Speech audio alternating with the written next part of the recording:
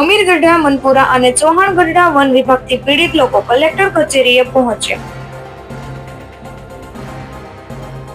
One વિભાગની હેરાનગતિ સામે ઉગ્ર રજૂઆત. વર્ષોથી જંગલ વિસ્તારમાં વસવાટ હોવા છતાં વન વિભાગ દ્વારા અવારનવાર હેરાનગતિ કરવામાં આવે છે.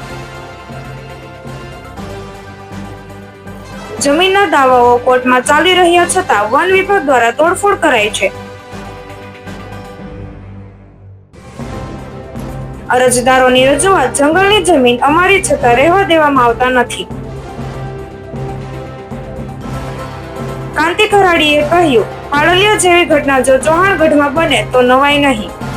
વન વિભાગની હેરાનગતિ કોઈ પણ ભોગે ચલાવી લેવાય નહીં. ઓકે, શું કહેશો? શું રજૂઆત કરવા આવ્યા છો? આ રજૂઆત એટલા માટે અમે કરવા આવ્યા છે કે વર્ષો પહેલાં આ જમીન સર્વે નંબર 218માં અમારા બાપ દાદા ખેડાણ કરતા હતા.